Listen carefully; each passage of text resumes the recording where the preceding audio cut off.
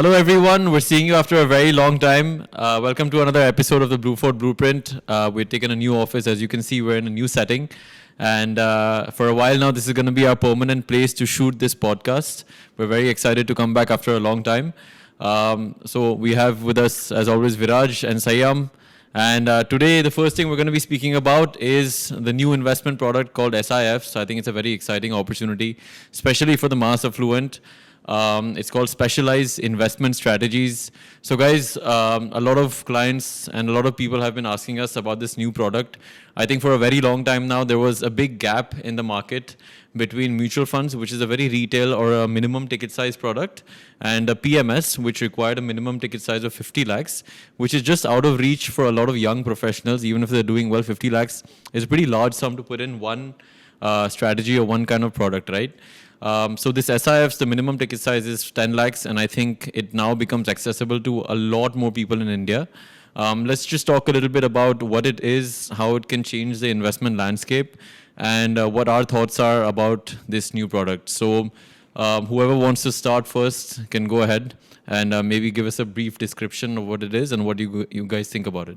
So SEBI has come out with this new product and they've given different categories. So there will be equity SIFs, debt SIFs, hybrid SIFs. The most important feature or enabling mechanism that this brings, in my opinion, is that we will now see funds which can short the market. When I say short, that means that when the market is going down, you can make money. So you're selling in advance and then buying it later. So far in the Indian market, what we've been able to do is simply buy something and hold on to it. If it goes down, the only option you really have is buy more of it and hope that it recovers. That's when you make money. But with this now, if we see the market is about to fall or a particular stock is about to fall, then shorting becomes an option and you can make money whether the market is going up or down. And I think that's the biggest advantage that these products will bring in.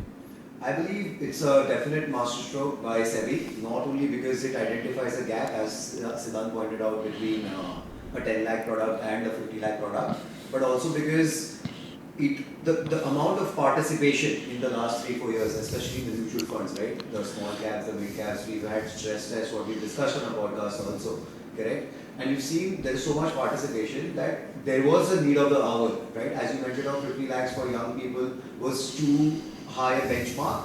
And we've also seen in the last few years, especially since post-COVID, PMSs have fallen off the wagon a little bit, right? They come up with certain ideas and all of, there are certain investment strategies and they deviate from it. There was not too much regulation on it. So with this coming in with shorting allowed and, just having that additional option for investors will really help mutual funds as well and SIFs, of course. Yeah, so I think on the shorting bit, that's the main difference between an SIF versus a PMS and a mutual fund. In a PMS and a mutual fund, SEBI does not allow you to short. So that means we can get return from two angles or, double the returns, theoretically speaking at least, where you can make a return of selling first and then buying, and the opposite, which is buying and selling, which is obviously the long only or the conventional way of investing. So theoretically speaking, there can be a much, much higher return that these products can generate. Of course, they're new, so we're not quite sure if that'll be the case and that'll work out or not. But I just want to get into a little bit about the categories that are going to be launched. So far, only Edelweiss has announced their, I think, a brand name called Altiva, and that's the first one we've heard of. But a lot of asset management companies or mutual fund houses are going to announce their own, set of SIFs. So, I'll just pull out the basic categories and then we can discuss a little more. There's 3 asset classes or categories that they've come out with: equity, debt, and hybrid, which is very much like a mutual fund. Within equity, there's an equity long-short fund, equity X top 100 long-short fund, so basically becomes like a mid-cap long-short fund.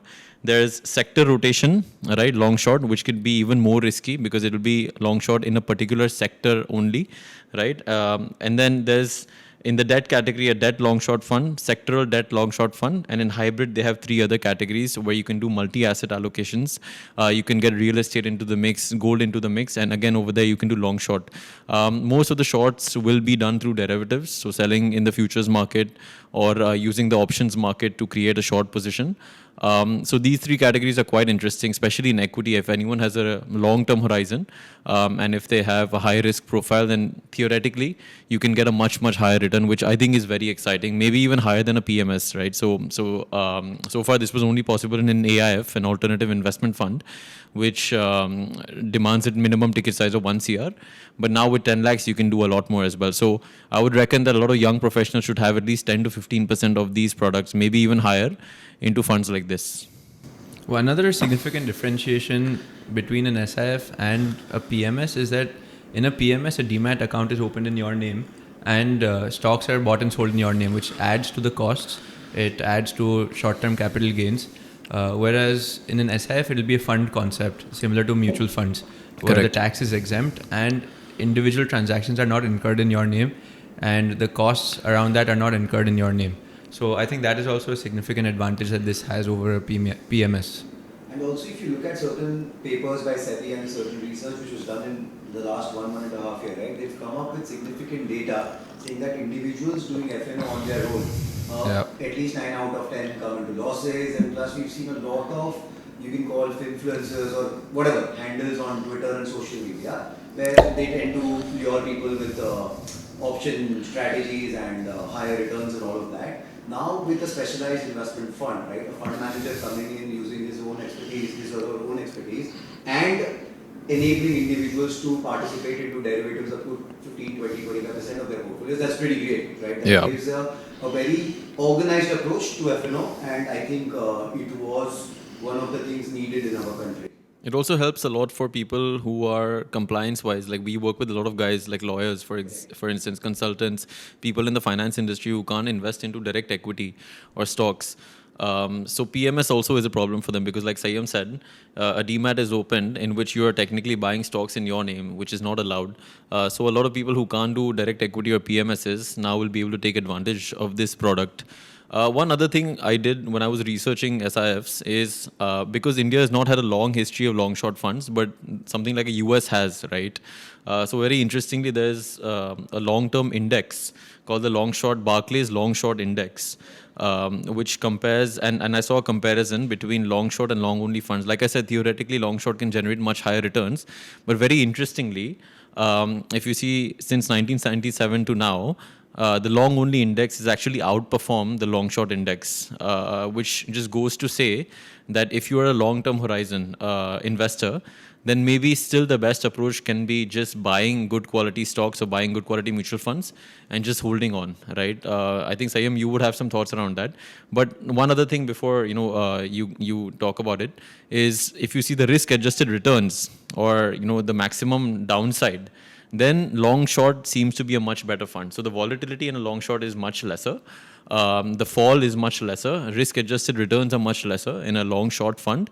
But returns from a long term horizon perspective, just buying and holding still seems to be the best way to invest. Yeah, I think that's the key aspect is the risk adjusted return. In a long short fund, or even say in what exists right now, say hybrid funds that are long only, if they're able to generate returns as good as say Nifty, but with significantly lower volatility, they add a certain value, right? It may be more suitable for certain people. So I do think that there's a space for this. Even if we look at the last 1 year, where the market has been so volatile, it's probably the kind of year where a long short fund might have done better or could have done better, just simply because when the market fell from September to March, there was a significant fall. I'm sure that the long short funds, if any good ones, would have been able to pick up on that and generate a positive return in a falling market, and there's no way a long only fund can do that. So yes, I think the key aspect being that now there are more options. What is right for you, what is suitable for you, that, like with anything else, depends on your needs and your goals. But just simply having more products available, I think, is a great thing that's happening. It actually just helps in diversification. Yeah. For long only, we have multiple products, as you mentioned. There are AIFs who are doing long only. There is PMSs, which you buy in your demat, as you mentioned, and of course mutual funds we had, right? So just a very small proportion of your portfolio could be in a long short fund. Of course, depends on the fund size and who's the fund manager and all. But after a certain track record, may not be a bad idea to have that. Also depends on how these AMCs actually build that capability, because for an analyst to decide this is a good company, I should buy it, is very different to saying that this is a bad company, I should short it. Those require very different mindsets. I don't know if the same kind of team of analysts would be able to translate their skills into shorting and actually understanding companies which are structurally bad or bad in the short term. So I think that is, the AMCs have the work cut out for them to actually figure this out and build those capabilities. When you were in equity research, would you never take short calls on stocks, or because you were not allowed and that ecosystem didn't exist, you didn't bother really putting your mindset there? The mindset is not there. The whole mindset around the whole industry is basically just buying. You take the list of any coverage list of any broking house, and you will see majority of them will be buys. Very few of them will be sells. Some of them would be holds. That's just because how they earn, and that's how the industry is structured. You could short stocks. Back then, you could short the index. Even now, at an individual level. But what I'm excited about is now that there's going to be institutional participation, the market is going to explode. Shorting will become a much easier option. The volumes are going to increase a lot in shorting instruments, and I think that means our industry will expand and grow a lot more, and more kind of products or shorting options will come up, which will lead to that development. We're gonna miss Hindenburg right now. That's what I was thinking. Are we going to see an Indian Hindenburg soon? It's possible. Yeah, they're known as the shorters of the industry, right? That's what they do basically. No, so great. I think it's a very new, exciting product, and we should see quite a few launches very soon. And once we study, what I would urge investors to do is take some time, let these funds build a track record. There's no bus that you're missing or anything of that sort. So don't be in a rush to just pile money into this new thing just because it's novel and it seems exciting. I think we're going to see a lot of that. Products will get launched and they're going to be pushed so much that I would be surprised for them to come out as IPOs. Yeah. Subscribe right away. Correct. So just make sure you do your research and invest only if you understand the product, of course, like always. The other thing, guys, I think we wanted to discuss was the tariff wars and the impact that has on our economy and our country. Obviously, the last few months have been absolutely crazy with Trump going a little berserk. Nobody quite understands what the hell he's trying to do. But all these announcements of tariffs, the markets are going up and down, globally. There's been quite some impact. I don't know how you guys see it, but to be honest, I personally don't even understand what his end game is. I'm not understanding what he's trying to achieve over here. So maybe one of you experts can explain what is going on. I think the main problem with discussing this topic is by the time the episode comes out, I'm sure he's going to come out with a few more things or reverse. Which is why I was reluctant to talk about this today. I was just... Yeah, I mean, there's so many things he's done, and it's not just around tariffs, right? It's things like the remittance tax, which does impact India quite a bit. 3.5% tax on the money that is sent abroad, outside of India, outside of the US into India. Also, him going after Harvard. So it's just a lot of unpredictability, and I think that is doing more harm for the US than good. I mean, now you see Moody's has downgraded the US government bond, which is crazy in recent history. Let's talk about it logically. If you looked at any of his election rallies or whatever his speeches were before he got elected as president, right? I'll show you a couple of videos over here as well. He said two things, especially at two different points of time. One is he really mentioned that tariff is the most beautiful word on this planet, and it's his favorite word. And he also mentioned that tariff is the best word possible in the dictionary. Right, so he gave ideas. Of course, he says a lot of things, right? So this was always under the radar.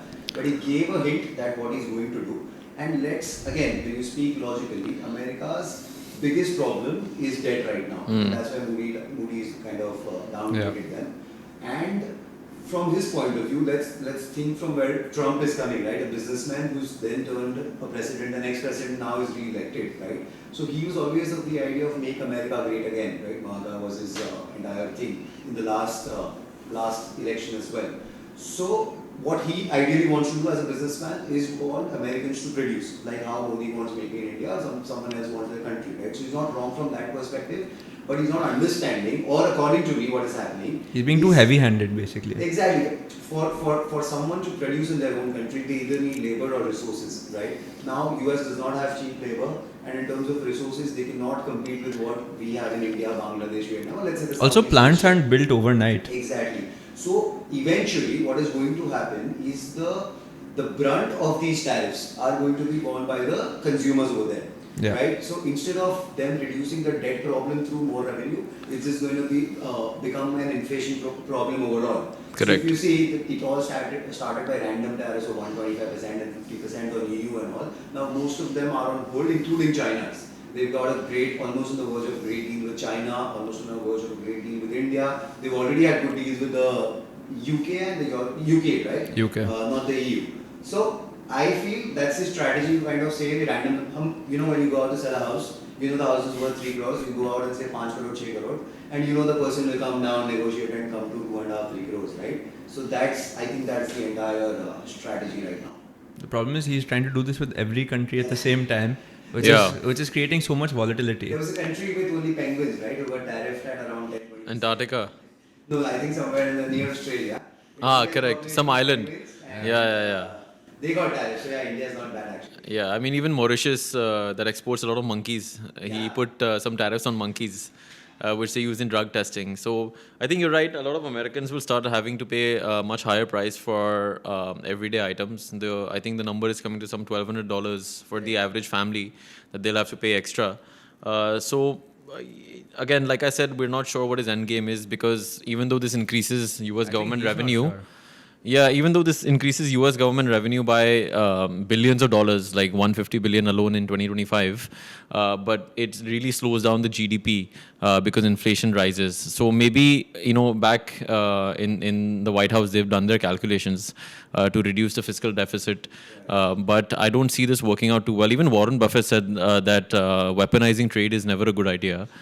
Because there's no end to this. It's always a tit-for-tat battle. And I think US is the one who taught the world free trade, which has helped the human race evolve and develop so much. So reversing that, in my opinion, is not a great idea at all. There must be other ways for this to happen. Getting elected was maybe one of the reasons Buffett retired also. Yeah, so it's a little difficult to say, but I think what we can agree on is that this does not seem to be too big of a threat for India, at least, because we're not a huge export-oriented country. We are growing by domestic consumption. That means we make our own stuff, we eat, and we keep increasing the consumption every year, which means we grow within ourselves. So it does not quite matter. A lot of the tariffs are also meant for our competitors, like let's say the likes of China, Vietnam, Thailand, people like those, where the tariffs are higher. So a lot of the industries hopefully will be moving to us. Like Apple has moved a lot of manufacturing to us. So that should be a big green flag. So I think India should be fine. India, in fact, the markets are more like a safe haven, the way that they have behaved, even in the whole tariff wars, even during the conflict with Pakistan, which unfortunately is over now. But yeah, I don't see this as a big problem for India. In fact, it's a positive, if I'm right. Yeah, I think India has taken it very smartly as well. They've not overreacted to tariffs or maybe underreacted as well. They've reacted appropriately. They said we'll have negotiations, we'll have discussions. And today I had some notification from the Wall Street Journal that we are on the verge of a deal. Yeah. We were one of the first ones. As soon as even like just before tariff wars were even announced, I think Jaishankar or our team had already gone to the US to negotiate, not just with the US but with the UK also. UK, we already got an FTA Correct. for us. Correct. And Trump as well, right? He mentions India a couple of times. He gave a mandate to Tim Cook also about not manufacturing in India specifically. Because he's threatened by the kind of consumption that we have and the kind of policies that we've had in the last 3-4 years, which enables us to export and just make in India sort of a thing. Yeah. So he is of course threatened by us, but what we have done very successfully is not reacted to any kind of pressure or anything in a way that let's do some retaliatory tariffs or something of that sort. We've taken it product by product, industry by industry, and seen where we benefit. Yeah, India's been very resilient. The political approach has been very good. The economy has been very resilient, and of course the market, that's reflecting the market, which is now recovered quite well from the lows of March. India is now the 4th largest economy in the world, right? Recently just overtaking Japan. In 2.5-3 years, expected to overtake Germany, become the 3rd largest. So we're no pushovers, right? Trump can't just say and do whatever he wants. And 60% of our GDP comes through consumption, domestic consumption. So I think we're pretty well placed. Anything that is bad for China is good for us. So it's an opportunity for us, if anything. Of course, overall, if the tariffs go up and there's so much uncertainty, overall it's generally bad for the global environment. But relatively, I think we're much better placed than a lot of the other countries. And as you said, a lot of global companies are doubling down on India, despite the threats that Trump is giving to Apple directly. They're scaling up their production here. Google opened one of the largest offices globally recently in Bangalore. So these companies are seeing India as a huge opportunity and doubling down. Yeah, I mean, in America, I feel like this is a little bit of a conspiracy theory kind of approach here. But the real, people who run America are the big bosses, the industry leaders, right? That's where the money is, and that's what they control. And to me, it seems like Trump is more of a menace or a nuisance in their, in their lives. He may have been re-elected because of certain sentiments that the public had. But even from 2017, with his previous term, he caused a lot of disruption, and I don't think he made too many people happy. So I don't know how much the longevity of this entire tariff war is, because the same tariff or trade wars, as we call them, the same thing had happened in 2017 when he had got re-elected. I don't know if you remember. Primarily with China, though. Primarily with China, yes. This time he's tried to make a louder announcement, but the point is that nothing ever happened out of that. Kuch hua nahi tha uska. So I feel like this time also things will be similar. So I don't think the likes of Trump can really threaten somebody like Tim Cook. Tim Cook is not some your average businessman, right? And they've just completely ignored his threat so far. Correct. He's in fact said it, that we'll still, in spite of the 25% tariff, we'll still make it in India. Yeah, correct. So, and it's only going to become more expensive for American consumers, because there's no way that manufacturing can move to America. America neither do they have the inclination to work, nor they have the skill. The average American. So maybe Trump should be a little more, look a little more inward into his country and see his strengths, and not just go out and try to bully the world, is what I feel. You see what's happening, right, over the past year or so. The global dominance of America is reducing drastically. Yeah. It will be through other countries deciding to, whatever you can say, de-dollarization, or you can say just the trade agreements and trade dependencies are reduced because other countries have started understanding their own potential as well, including India, which we mentioned, correct? They've been doing tremendously well. So it's like a child who's being threatened, and now the only way to kind of attack is, just go all out war. It could be a trade war or some other sort of war, something like that. Correct. So yeah, I think we're in consensus with how we're thinking about the tariff war. It should not be too big of a threat for India. Okay, guys. So thanks. I think we had a pretty good conversation after a long time about SIFs and the tariff wars. Hope this is helpful for our viewers to make some long-term investment decisions. Please make sure to like, share, and subscribe. We'll be a lot more regular with posting content now that we've got this new office in place. We'll see you again pretty soon. Bye.